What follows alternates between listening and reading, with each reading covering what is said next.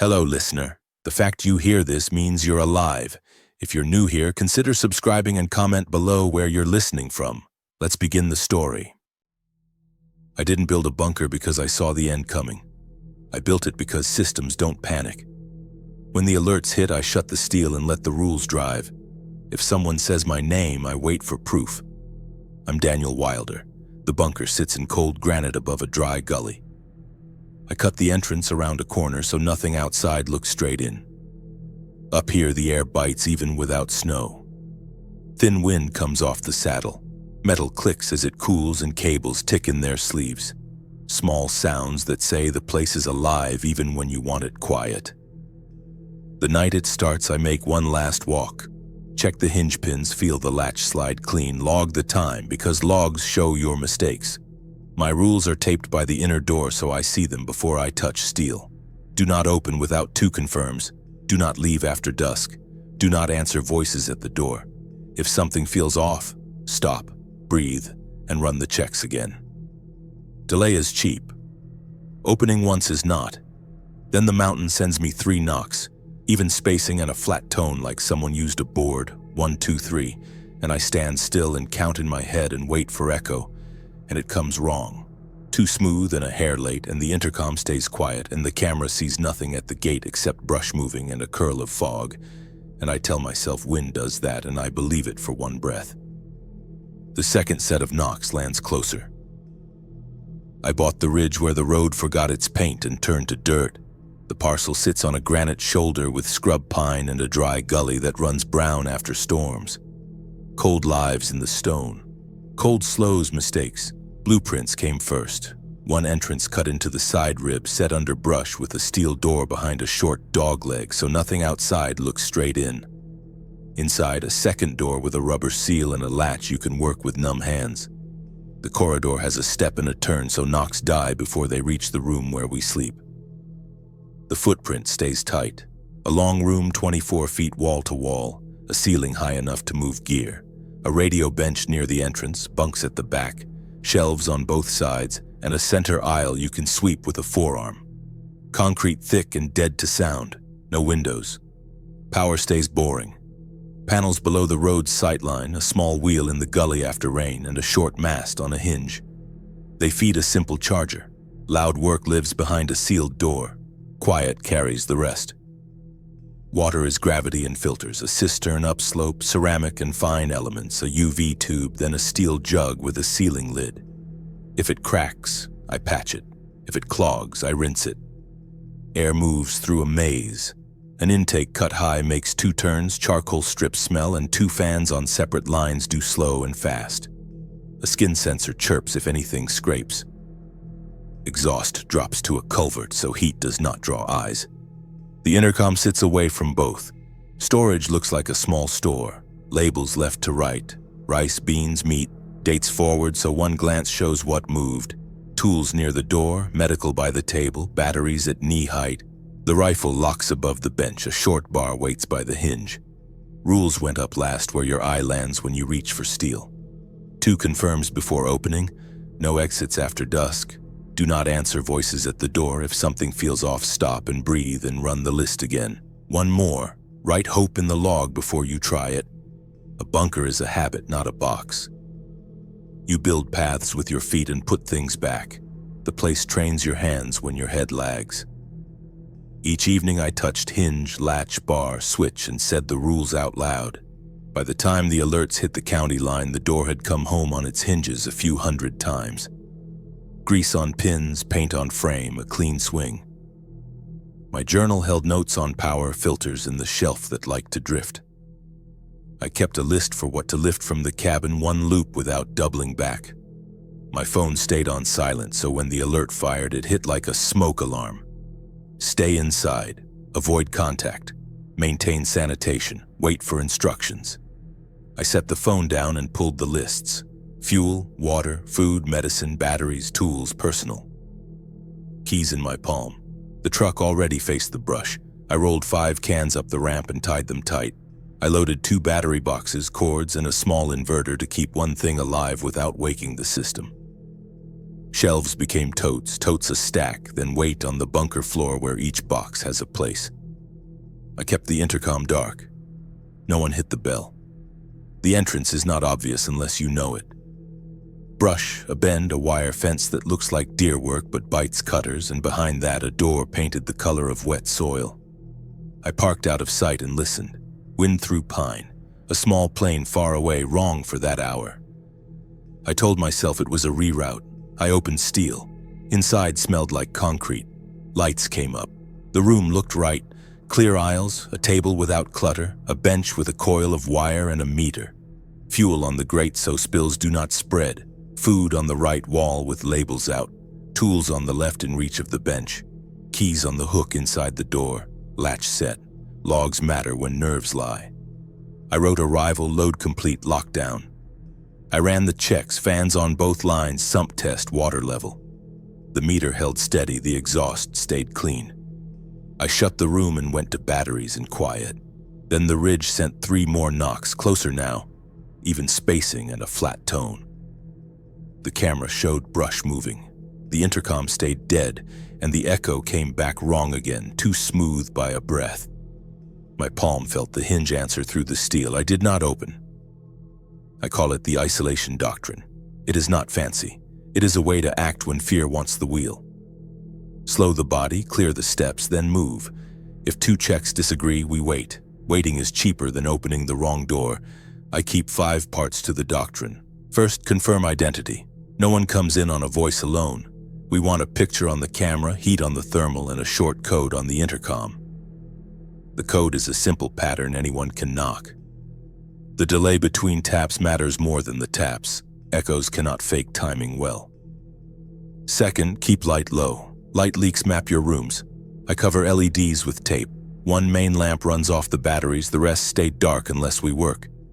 If a job needs both hands, I use a headlamp with a red lens. If we cut all light, the tape line on the floor guides a crawl to the door. Third, power and water beat comfort. I do loud work early when the ridge carries less. The creak wheel turns best after rain. When it slows, I shift to the panels and let the bank rest. Water moves clean to dirty, not the other way. Rinse, filter, UV, lid. We log how much we drink and where it came from. Fourth, guard the air. Air is where we are weak. The intake runs a turn, then another through charcoal and a final filter. If the sensor chirps, we treat it as hands on steel. We drop a bar across the dogleg and spin a valve to slow flow so smell does not pull visitors. If a knock hits while the fans are high, we cut to low and watch the gauge. Fifth, noise buys attention. Use quiet tools first, loud tools last, and only for minutes. When I need to cut, I say it out loud, pick the time, set a timer, and stop when it rings, even if the job is 1 cut from done. I write all 5 on the whiteboard where we stage work. Under them sits 1 more line. If the doctrine feels like fear, add data, and if data says hold, hold. Pride should never force a door. Gear fits the doctrine. The rifle by the bench covers the straight of the dogleg. The short bar by the hinge gives a quiet push if a hand reaches through. A small pistol rides on my belt when I check vents. Ear and eye live in a pouch by the door. We do not keep more than we can carry if we must leave fast. I keep a second copy of the rules in the log with notes on why each exists. I read that page when I think I am thinking straight. It keeps me from moving goalposts under stress. Paper does not bargain. The intercom stays simple on purpose. A mic, a speaker, and a button you have to hold down. If a voice talks while the button is not pressed, it comes from outside, not the wire. The camera looks low, not high, because most people look up at lenses and forget their hands. I draw routes on a map of the ridge, to the cistern, to the creek, to the old road that still takes a truck if you go slow. Each route has a safe mark and a fallback. I put tape on rock where it will not show from the road. If light dies, a palm can find tape. When I train, I run the loop with no sound. Push the bar, wait, listen, ease the latch, count to 3, crack the door, lock the door, stand still and name 5 sounds. Step, stop, repeat. The body needs a script before fear writes its own. I keep a talk clock. 6 minutes each hour on the scanner. If a message hits while the clock is off, it was not ours and we miss it on purpose. The air is full of bait. Some bait wears uniforms in its tone. Some says your name and waits for the breath you give away. This sounds heavy for one man. It is not. Weight spreads when you share it with the wall and the page. The wall remembers where to lean. The page reminds you what the last you wrote promised you would do. I do not sleep with the rifle. I sleep with the rules at my feet. If I wake to a knock, I read first. 5 seconds is cheaper than a lifetime of second guesses. I was erasing the board when the intercom clicked without anyone pressing. A breath rode the line and said my name, and then the button light came on by itself. Then the line died. Hand flat on the steel, wait for quiet. The intercom stays dark. The knock rides the rock, 3 taps, then a long drag like wood on stone. Doors are simple. Rock is not. Sound in rock bends and pools, and if someone learns the path, they can make you think the hit is at your lock when it is a yard to the left. I slide to the maintenance corridor, press an ear to the intake skin and wait. Cold bleeds through the metal. Count 60. The sensor does not chirp. Fans drop to low. The passive tube opens. Air falls to a crawl.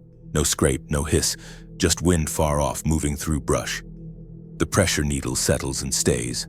Doctrine says hold, so hold. Lamp to half. Camera 1 covers the bend. 2 covers the gate.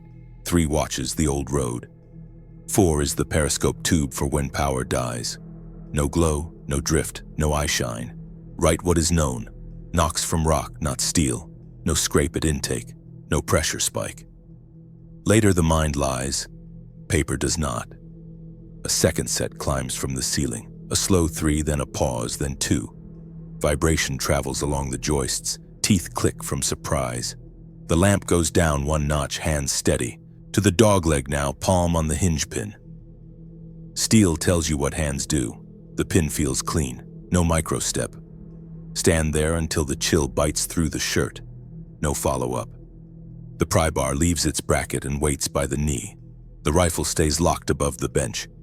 A bar answers a grab with less sound and no flash. Quiet first, loud last. Radio gives noise and a half word, thin and sexless. The scanner walks bands and comes back empty. The emergency loop runs the same script.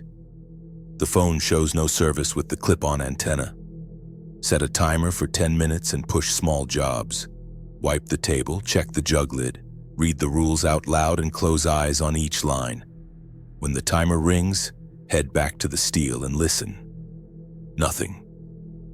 A third set lands on the corner where the dogleg turns. Closer and lower, flattened like a tired hand. Mouth wants to answer with a name. Don't. The intercom light stays dead. Lift the floor hatch to the sump. Concrete and wet dust. If someone wants a weakness, they find a pipe and worry it until a person gets curious. The drain tick is steady, no change. The next pattern is wrong again. 4 taps, not 3. The last 2 close, then a final late one, like a copy of a code. Picture a hand on cold rock and a head bent to hear the mountain give it back. Do not picture a face. Ease the periscope open and look without power. Damp glass, dark brush, pale road. Nothing moves. Ease it shut and wipe the rim so it will not click. Silence holds. Silence can be bait. Make tea and drink it plain. Heat is a tool when nerves run high. It slows the jaw and gives 2 minutes where no decisions get made. At the sink, the drain burps twice. Outside air will do that when pressure shifts, but it can also mean a new opening. The gauge needle lifts a hair and drops. It looks like a breath taken outside the wall and let go. Keep the lamp low and the line quiet and repeat what is certain. Rock knocks, doors ring, fans chirp when scratched. Tonight is rock, not door, and no chirp. Doctrine says, hold. The 6th sound is not a knock. It is a whisper right at the intercom grill, too close to travel, too soft to echo, and it uses my name. The breath carries a smile not heard but felt, and the tail of the word drags like a wire over stone. Kill power to the intercom and bring it back, slow. No ghost light. Wires clean, grill cold. Rules hold the hands still. Do not speak first. Do not chase the source. Wait for their mistake. The breath returns, not at the door, from the ceiling vent above me. Cold holds along the corridor. The intercom stays dark. A new sound threads the quiet, not a knock or a scrape, more like a pencil on paper 2 rooms away. The scanner ticks. A carrier lifts and drops. A narrow voice lays out 4 numbers with gaps like stepping stones. The numbers match a ridge coordinate on my map. A 5th number lands late, tied to a breath.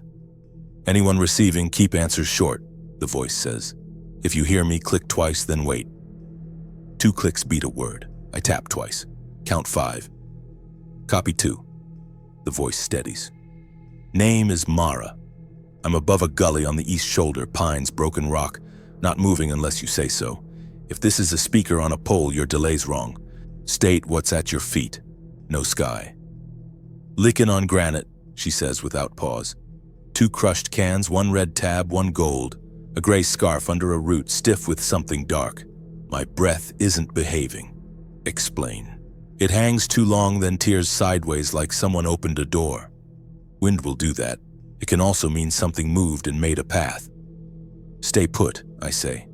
If you must move, move 10 steps. Count them. Understood. The line goes clean. 2 confirms before steel. Camera 1 looks at the bend, nothing. Camera 2 watches the gate, fog. Camera 3 checks the old road, empty. Thermal paints a low smear near the gully and nothing else. Do you carry a light? I do. Flash 3, count to 3, flash 2, count to 5, flash 1. Ready? The periscope runs without power. A small white square blinks 3 times between pines, then 2, then 1. The shape is not a truck lamp. I mark the tree. Hold position, I say. Do not use your name. Do not repeat mine. If anything calls you from behind, face forward and do not answer. I haven't used my name for 2 weeks, she says, and I didn't say yours. You said it into the grill on the first night. Come to the door, I say. Stop before the bend. Do not speak. Hands where the camera can see. Copy. Movement in the rocks. Direction. Down slope, not fast, not slow, like someone learning to walk downhill. Not a deer. Move now. Do not run. Count your steps. She counts like a pilot, clipped. 7, 8, 9, 10. The camera picks a shoulder and hair under a cap, then a coat with grit ground into the sleeve. Hands up. At the bend, I stop her. Stand still. Hands wider, palms open. Drop the pack and step back. She does it. The palms look clean and stiff with cold. Thermal shows heat along her cheeks and thread at the wrist where a strap sits. The intake sensor stays quiet. Why here? I ask without opening. Caught your heartbeat, she says. Not audio. A slow pulse in the low band. Thought it was a pump, then it drifted and came back. That's human scheduling. Machines don't leave lunch. Radio background? University once, she says. Then dishes until the budget shrank. I bought a handheld and learned what a ridge steals. News said stay inside. I drove high, hiked higher, slept in a fire ring. Something laughed after midnight. Not funny, the shape was wrong. 2 confirms. Voice matches body, thermal holds. You'll hear 3 knocks, I say. Then speak the word you think I'm about to ask for. If you guess, you're gone. No guessing, she says. Ask. What do you smell? Cold stone, old smoke, wet metal, she says, then adds, the smoke is from me, my scarf. Press the button and say again. She does. Same list, same order. I open the first steel and leave the second shut. The gap is a foot. The dogleg keeps us from a straight line. Pack through the gap, I say. Then hands. Then step. The pack slides. Hands come next, palms open, no glove, red at the knuckles. She steps in and stops at the tape. I close steel.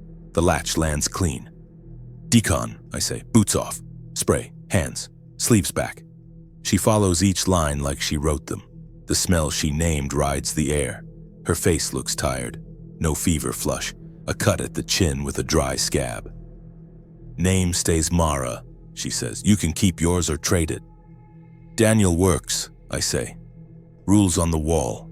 Read them and tell me which one you hate. Do not answer voices at the door, she says. I hate it because I want to talk. I don't disagree. I just hate it. Good, I say. Hate is fine. Breaking is not. She looks at the hinge, then the intake conduit, then back to my hands. Something followed, she says. It stopped when I stopped. It breathed when I breathed. Then it tried to learn my pace. Where? She points up, not out. It stayed above me in the rocks.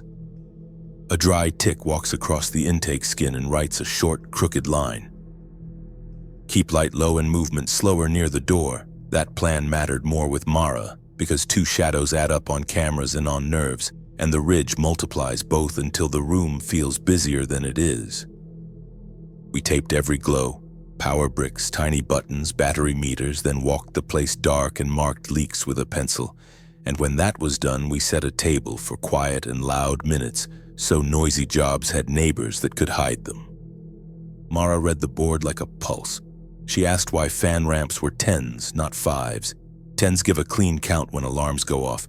She agreed without pride, which made planning easy. The main lamp stayed at a 1/4, enough to find the tape line, see knuckles on a latch and avoid bumping the radio shelf. Food stayed simple, rice and beans and a can of meat. We ate warm once and cold once. We tried not to talk during hot work. Breath travels farther than a wrench. We saved talk for checks and choices. She knew radios better than me, not the deep math but the habits, so she retuned the scanner and set a narrow watch on the low band where her first message had lived, and she taught me to listen without building faces from noise by counting breaks, not syllables. We kept a little stretch for hands and legs. A weak back drops tools and a weak hand trembles near a trigger. You do not want either when a door moves. We did slow squats with jugs and stepped the aisle with a timer. At dusk, the cold thickened and we shut the mast. High metal sings, I did not want a song above our entrance. The creek wheel runs when rain gives it work. Tonight it rests. The batteries will carry us until morning if we stop chasing brightness. 2 confirms before opening, she read and pointed to the intercom. What if someone has the picture but not the breath, or the breath but not the heat? They don't get both on the same try, I said, and told her about echo timing and why we ask for smell. Smells are lazy liars and light is a quick one. She nodded and taped an X where her boots should stop next time. We did a quiet lap, hinges, latch, bar, switch, then the intake skin. It kept the same clean feel it had when she came in. I let myself believe the ridge would sleep if we worked dull and right. Then the periscope glass breathed a small cloud from nowhere and belief stepped back. Could be our heat pooling, Mara said. Maybe. We watched the cloud thin and spoke no names.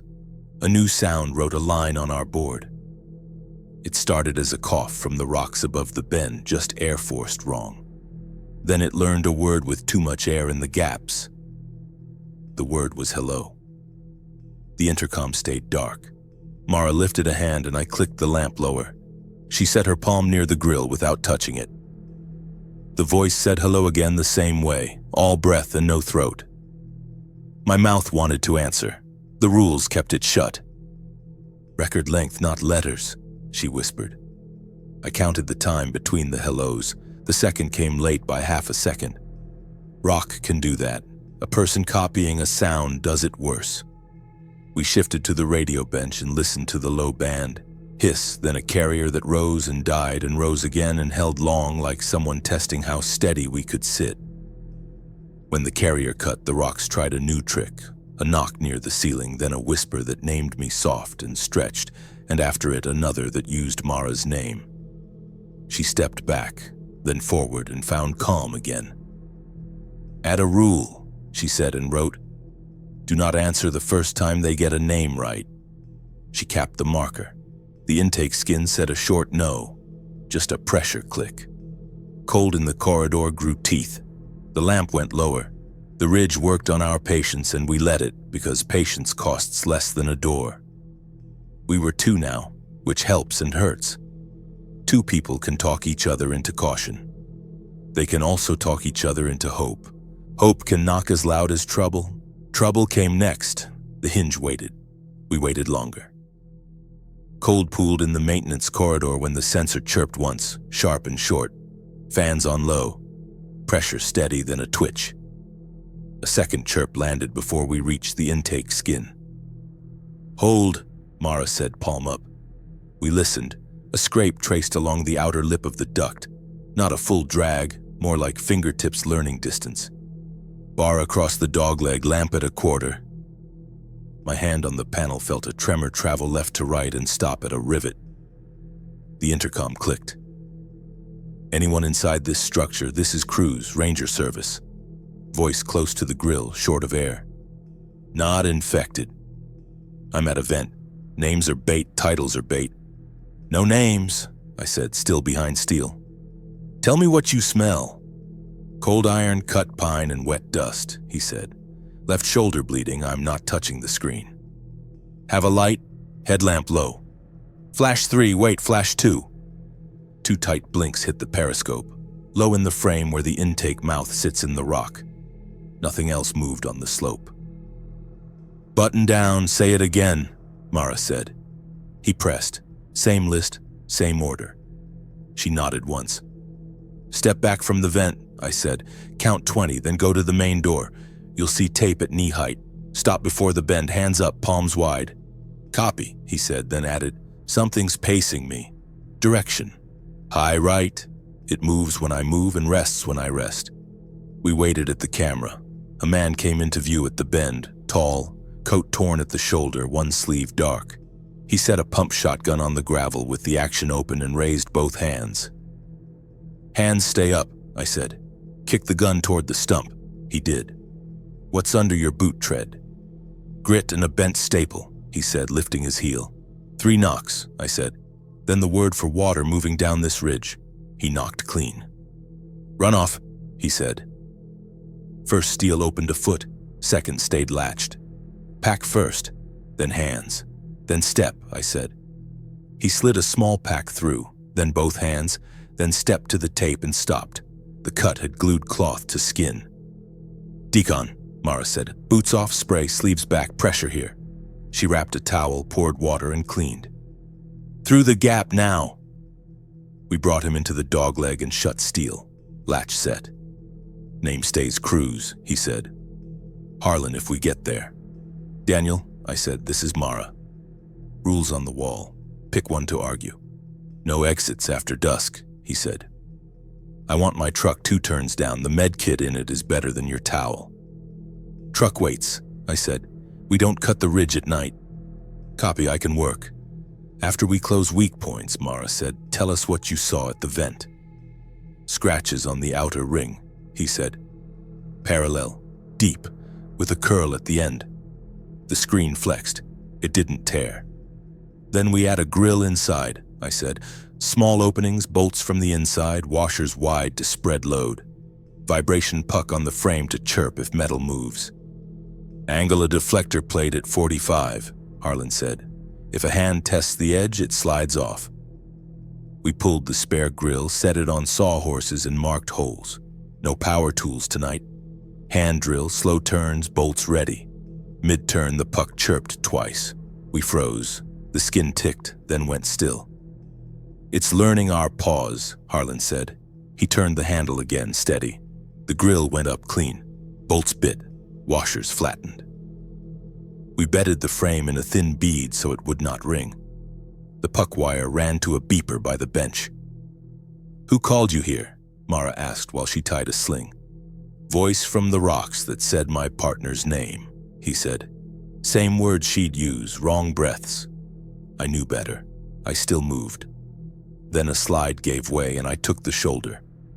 "We do not answer first names," she said, tapping the board. "I read it. I won't." He looked at the rifle rack, then the bar by the hinge. "You cover the hall. I'll take the vent nights. That's my debt." "Not tonight," I said. "Sit and breathe until your hands stop shaking." The intercom clicked. A copy of his voice said, "Help." Thin and stretched. Harlan's jaw set. He didn't speak. Mara killed the line, counted to 5, and brought it back. We added a second strip of mesh over the grill, offset so openings didn't line, then taped over the indicator LED. Harlan suggested 2 loose chains in the duct to break reach without blocking air. We hung them. "Truck," he said once more. "There's a trauma kit." "In daylight," I said, "with a plan." We logged the work. Grill installed, puck wired, chains hung, sling applied, Harlan inside, intake quiet. Everyone froze. Then the puck sang long and thin, not a chirp, a steady tone like weight on metal, and the duct moved a finger's width inward before it stopped. Cold held the ridge like a hand on the mouth, and the thing outside learned our pauses faster than we learned its roots, so we tightened the loop and killed habits that sang through steel. Harlan took vent watch with the shotgun across his knees, sling tight, thumb off the safety.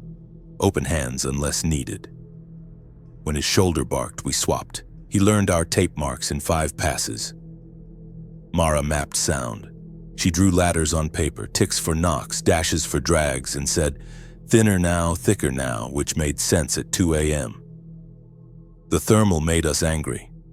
Heat should fade at edges. Our screen painted islands that drifted inside outlines, cold at a throat and hot at wrists, then reversed. Once a shape held 2 temperatures at once and blinked out. We stopped trusting it. We trusted vibration. 2 geophones lived in a tote as backups. We pressed putty to the floor and set them at the bend in the intake. The headset hummed when weight crossed rock. The hum gave seconds we could mark and compare to knocks. We tried a call-out drill without voices. 2 taps ready, 3 move, 1 backtrack, long press on the light means halt. It worked. The mast stayed down. Wire hums tell maps where you live. Batteries held if we stopped chasing brightness. Cold thickened. The intake gauge was steady, yet breath hung longer, and nuts clicked under the bench as metal shrank. We said what we heard out loud and crossed it off so footsteps didn't grow from nerves. Food stayed strict. Hot at midday, cold after dark. Tea when hands shook. Night pushed faces at the intercom. Harlan's partner asked for her badge number with breaths out of place. Mara's mother said her name with the wrong vowels and laughed once, not warm. The mountain left my father alone. I don't keep much of him to steal. We did not answer. We logged each try. Who, what word, how long between breaths. Breath lies first. Harlan wanted the truck, trauma kit, blankets, radio cells. He traced the path and stopped because the dry gully throws sound back at your feet. We tabled it for morning that might not come. "Then we make morning," he said. Mara set a lure. A tiny speaker above the intake played a bad copy of our cough. The ridge rolled it. Something came to taste the sound with fingers. The geophones sang a very thin line. The puck chirped twice. Nothing touched the grill for an hour. We thought we'd found a rule. Imitation draws the imitator. Rules crack here. Next hour, the speaker died with no mark on the wire. The headset burned my ear with a long carrier, then bled out. The intercom lit without a button and went black. The thermal showed a heat island kneeling at the bend with no body to hold it. We stood in a row and said nothing. At the sink, the drain punched twice, then sucked air like a sprinter finishing. The lamp brightened and then settled. The meter didn't move. "Load shift," Mara said. We taped the bench switch and tied cord slack so no cable could sing. Harlan tightened grill bolts and added 2. He ran a finger under the bead and showed a smear of cold moisture with grit. It did not move. The grit was ours. Hope tried a new door. A man with headset hiss called grid numbers near ours, said "Stay put, convoy inbound," named an hour, asked for a white cloth we could not show under trees. We wanted to cheer. We did not. Breath between words was wrong again, and the hour arrived with a tone we had heard in the rock. We cut the radio by hand, wrote the hour, circled it. If Convoy was real, it lived without us until we saw it. If bait, it would grow teeth at the time it named. Time stretched. The ridge held its breath. Geophones slept. Puck turned to stone. Tea went cold. We counted the hum inside our heads. The hum stopped. One footstep landed where no one stood, and the dogleg bar twitched under my palm. We kept a sound log because memory bends when fear repeats a noise for an hour and then changes one piece. So we wrote what we heard, how long it lasted and what followed, and we set a timer so logging did not turn into staring at the grill until our eyes made figures in dust. Mara split a page into columns. Knock, drag, breath, voice, carrier, other. She added a timing lane and a guess lane, taped it to the board. Harlan marked the duct when the puck chirped and sketched pressure moves. I read times aloud and killed the timer before it beeped. We chose 3 words never to say near the door. Lantern, gravel, mercy. Listen for breath between syllables, not the word, Mara said, playing 2 clips of the same hello. The first full of air, the second thin until the end. Harlan proposed a test that makes no sense unless you stand where the periscope can see. A hand waved low and a scrape of boot on tape. If a voice gave the right answer without seeing the hand, it had watched from a bad angle or guessed. Either way, we would not open. The convoy hour we circled past with wind on the dropped mast. A carrier rose and held. Headset hiss under it. A voice said our ridge name like a report, used Harlan's old call sign, and asked for status, which he had never said on our air. No answer, he said. Mara marked the minute, then underlined patience. We ran a quiet cycle. Hinge, latch, bar, gauge, palm to intake skin, count 30. Skin stayed clean, pressure held. Periscope showed brush and a strip of road and no knees. Wind leaned through trees and sent 3 words down the corridor. Not a knock or a whisper, but words with wrong spacing. Daniel, open, please. The please dragged like a bag on gravel. I held steel. Harlan counted 30. Mara drew the waveform and wrote the gaps. We did not speak. The intercom stayed dark. Thermal painted a smear where a chest should be, but the smear sat 4 feet left, slid right, and blurred. Mara hung the small speaker above the periscope and played a loop of air through teeth, quiet enough that a person 30 feet out would miss it unless they listened for breath. A shape with no heat crossed the periscope view, and the geophone hummed as something stepped on rock and leaned near the duct. Chain? Harlan whispered. Still, I said. If chain moves, we'll hear it. The chain did not move. Putty around the puck wire trembled. The wire held. The puck complained once and settled. We let breath out slow, so we did not teach a rhythm. 3 words it shouldn't have, Mara said, tapping the band list.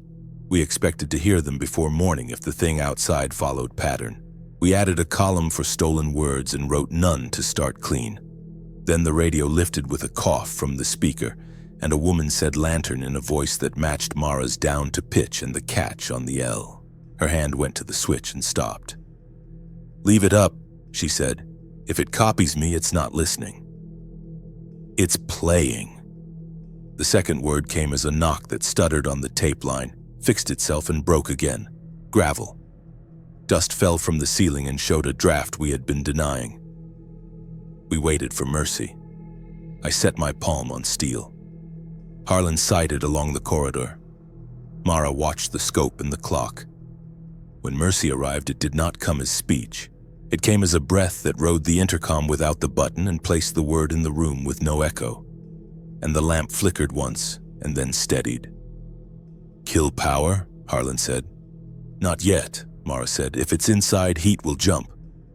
Heat did not jump. The smear outside thickened and moved left again. The geophone line stayed flat. Then the wires being pushed somewhere else, I said. Or something learned the trick of the button with weight. We stood still. Radio stayed up. Intercom stayed dark. The breath did not repeat. The duct did. A slow bend inward and a soft scrape as if fingers tested the grill and learned where bolts lived. And the puck stayed silent like someone had cushioned the metal before they pressed. Then the chain moved once, hard. Water had rules we could see. One night it forgot them. The cistern rose without a fill, the sink coughed, and a burp came up the trap like a thumb on the pipe. Gauges said fine. The faucet said no. We closed the valve to the UV tube, cracked it again. Flow came right, then stalled. A second burp parked a wet stink in the room. Harlan set a towel on the rim and pressed. No change. Back pressure, Mara said. Either a plug or air where water doesn't want it. Our intake sits upstream in rock behind a small screen and box. If leaves sealed the face, we would see a slow starve, not a surge. Surge means push from somewhere else. We traced the run with light and fingers, feeling for heat or a hum. Nothing. The small meter spun, stopped, lied, spun again. Pressure read normal. The drain burped louder, then settled with a long sigh under poured floor. If a new channel opened, Harlan said, we could be sucking air from a pocket above the run. Or the vent line is pulling room air, I said.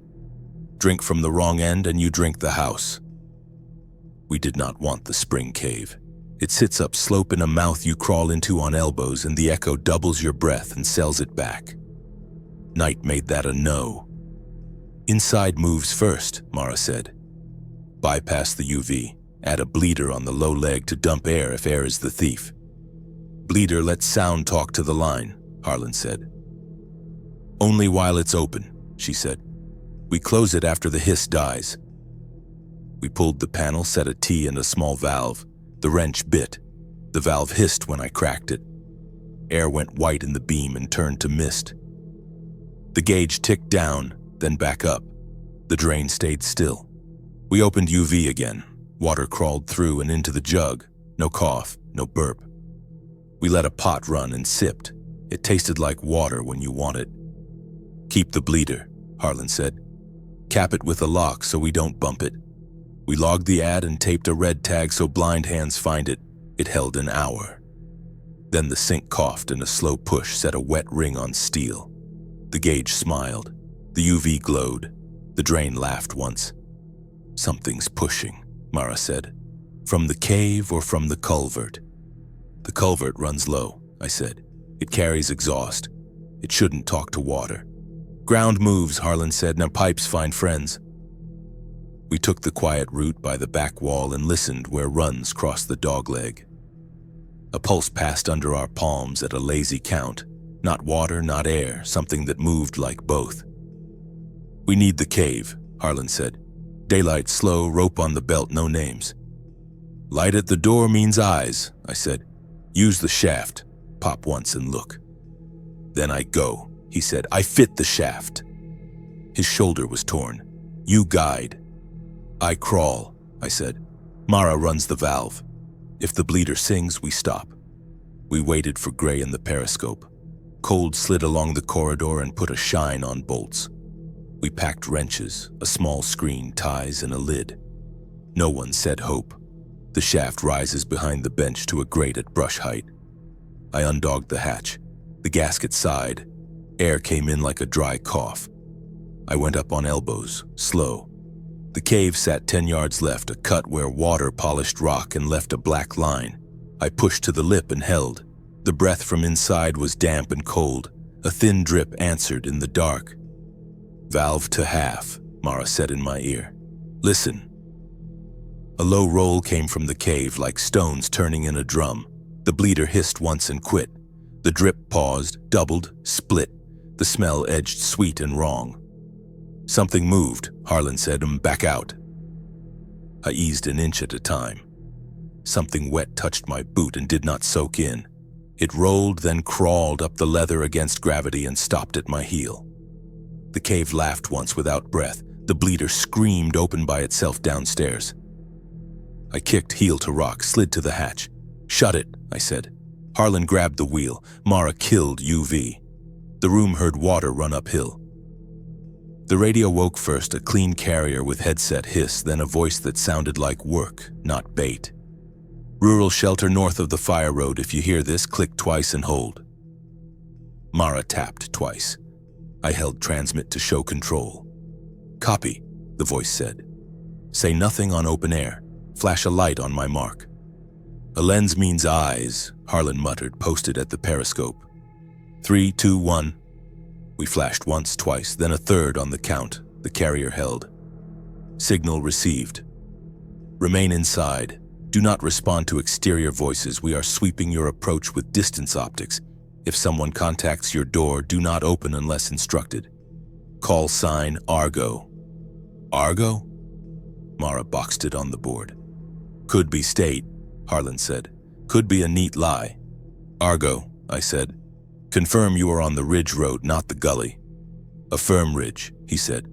2 vehicles, one heavy, one light, working the tree line. If you have power, flash again. If not, stay dark. We will not approach. We flashed. The periscope showed brush and a thin cut of road. The geophones hummed once far away, then fell quiet. Reading heat, Argo said. Your entrance is masked. We show movement near the bend, low and irregular. Hold your door. How many? Harlan asked. Several. Spaced, not clustered. Irregular stride. We are not closing. They respond to engine note and voice. Copy, I said. What do you need from us? Patience, Argo said. If you have a white cloth, place it high at noon. If not, flash 3 at 12 and 2 at 12:01. Do not wave, do not shout. Mara's pen stopped. Cloth again. Trees eat cloth, Harlan said. We keep the light. The heavy vehicle idled low. The light vehicle moved ahead and sat. Argo, your hour? I asked. Affirm. Local, he said. The intercom clicked. A voice at the grill carried headset hiss that did not belong on our wire. Shelter, this is Argo. Open for sweep. Harlan rolled his eyes. I kept our mic keyed. Argo, your location? Beside your door, the grill voice said. We need line of sight. The real Argo cut in a half-second later. Do not open, he said. We are 200 yards away. Something is mimicking. The grill voice tried again, softer, then used Harlan's partner's name and asked for badge numbers we didn't have. Harlan stared at the door until I tapped the rule. Do not answer first names. Noon came gray and flat. We flashed 3, then 2. We see it, Argo said. Good. What about extraction? Mara asked. Negative, Argo said. We are marking shelters and pushing north. Contact density in the ravine is high. Roads between you and our exit are not certain. We will route back when we have a gap. Harlan set his jaw. So we wait. You wait, Argo said. Keep air clean. Maintain water. We'll broadcast again when we are near. A low scrape came from the vent like someone folded a hand there. The puck chirped once. The chain moved and stopped. Argo, I said. Confirm 2 vehicles. Affirm, he said. Be advised we hear our own voice returned, shifted from your slope. That is why we do not approach. Copy, I said. Engines changed note. The periscope caught a dark rectangle and a pale flash. The rectangle withdrew. Convoy, traffic on your 6, someone said on their net, and their channel dropped to clicks and short words. Argo back, the voice said. Shelter, we are moving to the next ridge. If you have fuel, ration. If you have heat, keep it low. We will call when we return. Do not approach lights in the gully. We saw a cluster there that did not move like you. Understood, I said.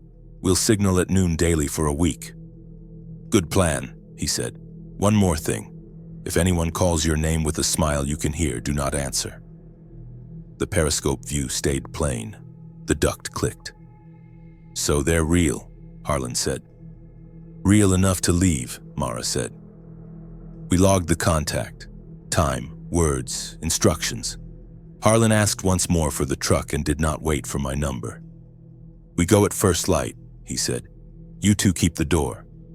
I go to the kit and back. Plan it, I said. We argue until a plan holds. We drew the switchbacks, the blind spots, the echo rock, the stump that hides. We timed a quiet walk. We placed a cut point where we drop the run if the ridge talks. We rehearsed it in the dark. When the engines were gone, the ridge tried a copy of Argo's last line, and the duct took weight like a hand flattening for a push, and the chain moved just enough to ring once and stop. We held our breath.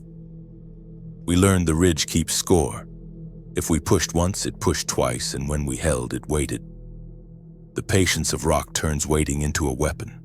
Harlan slept in short pieces with the shotgun across his lap and the sling snug so it would not fall if he did. Mara took the radio bench. I paced the dogleg and touched hinge, latch, bar, gauge, repeating the loop until it felt like walking a chalk line. Light stayed low. We taped the last 2 leaks we found, a pinprick in a charger and a hairline on a switch. The room felt smaller without their glow. At the periscope, brush looked wet and clean. The road strip showed nothing higher than a knee. Fence wire by the bend had a bright scrape that wasn't there before. Something had dragged along it until the barbs left silver. We ran a quiet cycle and found a new click near the ceiling. It read as a tick on steel, then as grit and paint, then as a nail changing its mind. The sound moved an inch right each hour. Paper said so. Ears lied. Rotating our routes, Mara said. Walking boundaries like a guard. Harlan watched the puck wire with the look of a rancher who knows when a fence wants to test him. It learned the bolts, he said. Now it learns the rest. Outside voices stayed busy. The convoy call sign returned, offset and slow. A woman used the exact phrase Mara spoke the night she came in, down to smell order. Mara's jaw set. She wrote no repeat and taped it over the intercom button. We tested each other with boredom. We traded chairs without looking. We walked past the rifle without touching it. We let tea go cold without a word. If habits are bait, we starved the hook. The ridge answered with quiet, and then it put weight on the duct without pushing, just rest. The puck did not sing to rest. The chain did not move. The grill did not bend. Harlan's finger tapped once when weight shifted left and away. He said truck again. I said daylight. Mara said chalk it. He drew the path and marked where we fail if noise comes. He did not leave that night. I checked the sump. Waterline stayed right. The bleeder held. The laugh from the cave did not return. Midnight added a cold edge. Bolts pinged under the bench. The lamp flickered as the batteries shifted. I passed the hinge and felt heat in the pin. Heat made no sense unless a hand had rested there. Thermal? Mara asked. Palm and ear, I said. I set my ear to steel. No body sound. The door face felt like it should. We went to counting. Count to 60, listen, count to 60, breathe. Count to 60, write one line. Boredom and faith made a tool. The first knock of the hour did not hit steel or rock. It hit air, a fake knock from a throat. A second followed in the ceiling and made dust fall like soft weather. Ceiling plate, Harlan said. He moved a ladder he had built from 2 shelves and a brace. He rapped once. The echo came back too smooth. Hollow. Leave it, I said. If they're in the ceiling, we already lost. We read rules out loud. 2 confirms. No exits after dusk. Do not answer voices at the door. If something feels off, stop, breathe, and run the list again. Write hope before you try it. We said hope without smiling. The periscope showed a tilt in brush like a knee, not deer, not person. It stayed an hour and left without sound. The geophone drew 3 even steps and 1 long, as if a long leg was learning where to put the reach without tripping. Harlan. Truck at dawn. No shot unless grabbed. Mara tied a rope around his waist, a bowline clean as a picture. With rope, we ate cold and let the lamp fall to almost nothing. We counted the ways this could go wrong and the ways it could go right. Both lists were short. The knock moved from ceiling to floor and answered our steps heel for heel, toe for toe, like a mirror that wanted us to lead. The bar at the dogleg twitched. The intercom glowed without a button. A voice that had learned Mara's breath said my name from inside the room, softly. If a voice crossed the room again, we'd drop to Delta without a vote. Protocol Delta lived on the whiteboard as last resort. If any of 3 things happened, voice inside, wait on the bar, or chain swing without a push, we'd drop to Delta. No vote, just move. The voice inside came first. It wore Mara's tone and asked for water the way she says it. I watched her, not the grill. She didn't blink. She wrote start Delta. Lights down. Intercom killed at the breaker. Radio listen only. Harlan barred the dogleg and set his heel. I took the pry bar and the rifle, chambered once, set the rifle on the bench where the corridor lines straight. Mara opened the purge loop and bled air so the intake stopped pulling smell. Phase 2 was sound.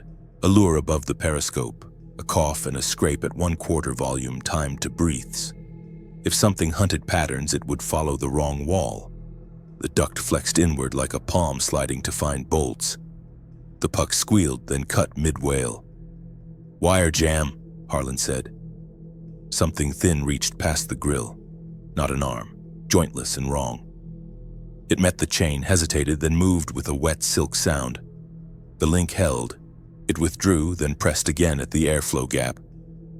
"Hard left," Harlan whispered. He aimed at the lip where rock meets steel. He did not fire. Loud last. The voice tried Harlan's partner, got the pause right, missed the breath before the laugh. He smiled without humor. "Close," he said. The purge hissed. Pressure fell. Mara tapped twice when the gauge flattened. "Hold low," she said. The geophone read 3 steps at the bend and 1 long scrape. The bar vibrated under my hand. I leaned with weight. Then the thing stopped learning. It pushed. The duct bulged. Screws sang. The second chain went tight. The first ripped loose. Harlan fired once into the lip. The push stopped. Breath outside flattened to a hiss. Dust brought coughs we didn't want. The duct eased outward a finger, then in again, testing. "Truck at dawn," Harlan said. "Kit, flares, cells, blankets." "Planet," I said. Mara drew the road and marked where the run drops if a name comes from any angle. Harlan tied the rope around his waist, clipped the ring. "No names," he said. "If I'm not back in 6, pull." We rehearsed with the lamp low. The duct flexed once like a breath. Dawn pushed gray into the periscope. Harlan cracked steel a hand's width. Mara stood by the dead intercom. I covered the slit. "Go," I said. He moved fast and quiet, counted steps, touched tape, turned the bend, left the cameras. We listened on rope and geophone. Rope paid a foot, then 2. The geophone hummed a steady walk. 30 seconds later, a voice said his name in Mara's tone from the ceiling, too close to travel. The rope went heavy. I locked the ring and leaned. "He's on," I said. Mara braced on the bar and counted. The periscope flashed twice. Red smeared the lower edge like a flare. Harlan's breath hit the dead intercom as a hiss. "Cut," he said, and the rope jerked twice like a code we had not taught. "Cut what?" Mara asked. The grill bowed 3 fingers. A thin, colorless length slid past the chain and felt along the bar seat like a blind tongue. The puck was silent. "Pick one," I said. "We don't get 2. Harlan cried out, sharp and real. The flare climbed the periscope too fast. The rope burned my palms. The bar under Mara's hands twitched from inside the wall. Delta had no line for 3 pulls at once. We made one. I wedged the axe head under the bar seat to take load. "You hold the door," I said. "I hold the rope." She shook her head. "Reverse. You have the back, I'm lighter." She slid under the bar, set both feet, back to steel, and pressed. I wrapped the rope and leaned. The geophone went blank as if ground lifted. "Flare," Harlan said again, not a copy. Something struck stone near the periscope. Heat waved in the tube without a body. "Kill the lure," Mara said. I did. Silence filled in. Then a new sound grew in the duct. A slow laugh, metal on moisture. "We need a change," I said. "No rhythm to learn." Mara opened the purge wide. Air fell flat. The laugh stopped. The rope went slack a foot, then bit again. "Pull," Harlan said on the rope. I hauled. It moved an inch. "Delta plus," Mara said. "Kill the line to the duct. Then we eat the dark." I reached for the breaker. The mountain knocked once behind the hinge, a new place we had not mapped, and the lamp dimmed. Air thinned in the corridor, metal ticked. We counted breaths and waited for the next sound together. Air thinned and the room kept our breaths close. We starved the duct and let silence sit, and when nothing touched the grill for a minute, we went back to work. Delta stayed up until gauges steadied and the rope lay empty. Harlan sat on the step, palms raw. Mara cleaned his shoulder and taped. I read the board twice. New plan, fewer parts. No runs at dawn. No reach for a truck that can wait. Tighten the grill, change the deflector, add 2 bolts from inside, shorten the lure wire so a pull rips the plug, not the line.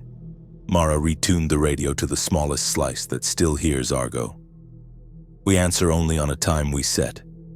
If Argo returns, we flash and write. If names come with smiles, we can hear. We let them pass and keep our air clean.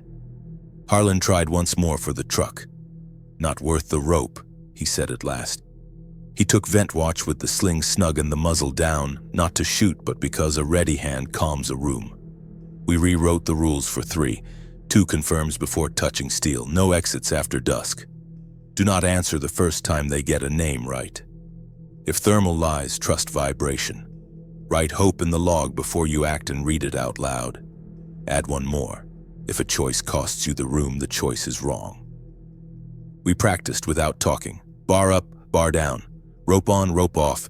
Hinge feel, latch feel, gauge check, ear to steel. We cut steps. At noon, we flashed 3 and then 2. No engines, no convoy, no copy. We set a second puck on a separate wire. If one failed, the other would scream. The cave kept its voice. Once it laughed without breath, once it sighed with it, once it sent a smell like old apples and pennies. We sealed the low leg and marked it for blind hands. Water moved right again. The bleeder stayed shut.